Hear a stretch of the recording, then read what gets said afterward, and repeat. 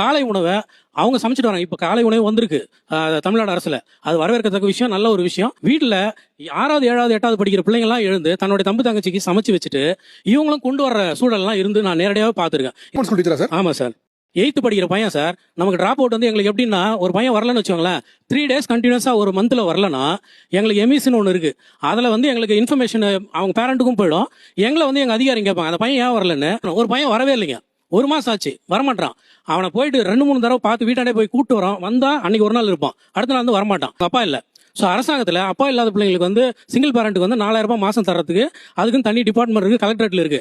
இதெல்லாம் தெரிஞ்சு அவனுக்கு அதை அப்ளை பண்ணி ஒரே ஒரு விஷயம் மட்டும் போய் சொன்னோம், என்னன்னா நீ பள்ளிக்கூடத்துக்கு தொடர்ந்து வந்தாதான் அந்த அமௌண்ட் அவங்க சாங்ஷன் பண்ணி உனக்கு வரும் அப்படின்னு சொன்ன வரைக்கும் இன்னைக்கு வரைக்கும் வந்துட்டு இருக்கான். பொங்கல் சொல்லிக்கு வேலைக்கு போனா ஒரு நாளைக்கு 100 ரூபாய் 200 ரூபாய் கையில பாத்துட்டான்.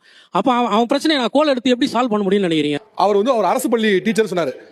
அவர் சொல்ல ஒரு முக்கியமான பாயிண்ட் சொன்னாரு. ஒரு மாணவன் 3 நாள் வரல அப்படின்னா அது என்னோட டியூட்டி, அவன் என்ன ஆனா ஏதானு பார்த்து சிஓ வரை ரிப்போர்ட் பண்ணணும் அவர் சொன்னாரு. Actually that make sense. அதனால தான் தமிழ்நாட்டில் இடைநிற்றல் கம்மியா இருக்கு. அந்த இடைநிற்றல் கம்மியா இருக்க காரணம் என்னன்னா, இவரை போன்ற ஒரு அரசு பள்ளி மாணவர் வந்து எங்கேயும் போயிடக்கூடாதுன்னு சொல்லி இவரை போல ஒரு அரசு பள்ளி டீச்சர் வந்து அது உழைக்கிறாங்க. அவங்களால தான் தமிழ்நாட்டில் இடைநிற்றல் கம்மியா இருக்கு. ஜிஆர்எஸ் வந்து எல்லாமே கூட இருக்கு. காரணம் அரசு பள்ளியில் இருக்கக்கூடிய நிறைய ஆசிரியர்கள்.